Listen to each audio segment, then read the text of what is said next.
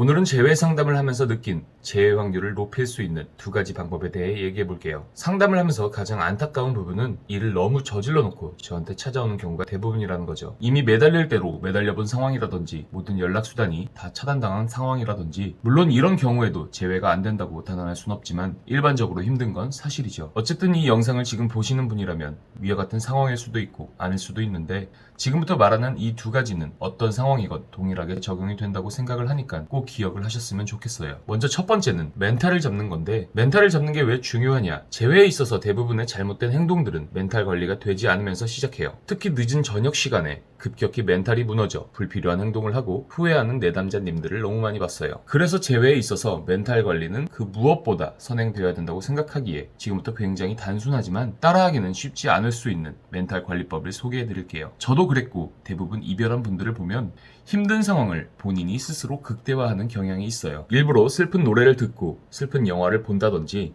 그 사람과의 추억을 되새김질한다든지, 다 누구나 한 번쯤 해봤을 법한 일들이죠. 근데 이런 행동들이 오히려 나를 더 슬프게 하고 그로 인해 오히려 재회로 가는 길을 어렵게 만들 수 있다고 생각해요. 조금만 바꿔 생각을 해보면, 우리가 몸이 아프면 약을 먹거나 병원을 가거나 해서 몸을 빨리 회복하려고 하죠. 몸이 아픈데 일부러 몸을 더 혹사시키진 않잖아요. 마찬가지로 내 마음이 아프면 회복을 하려고 노력을 해야 하는데, 이별한 후에는 대부분 스스로가 본인을 더 아프게 만들어요. 물론 마음을 치료하는 건 쉽지 않은 일이고 사람마다 마음을 치료하는 방법은 다를 수 있어요. 그게 수다가 될 수도 있고 운동이 될 수도 있고 게임 같은 여가 생활이 될 수도 있겠고, 어떤 사람은 세상 모든 게 재미없어졌을 수도 있어요. 그렇더라도 스스로 마음을 더 병들게 해서는 안 된다는 거죠. 그러기 위해선 첫째, 안 좋은 생각을 들게 하는 행동들을 모두 멈추세요. 슬픈 거 듣지 마시고 슬픈 거 보지 마시고 상대와의 추억 회상하지 마시고, 둘째, 무의식으로 그런 생각이 들었을 때는 빨리 거기서 나오세요. 의식의 흐름대로 나를 맡기지 마시고, 안 좋은 생각이 들면 스스로 그걸 깨고 나오려는 노력이 필요해요. 저는 이걸 생각의 치환이라 부르는데, 억지로라도 내가 하고 있는 슬픈 생각에서 다른 생각으로 전환을 하셔야 해요. 이 두 가지만 의식적으로 행동하셔도 멘탈 관리에 많은 도움이 될 거라고 생각해요. 이어서 재회 확률을 높이는 두 번째 방법은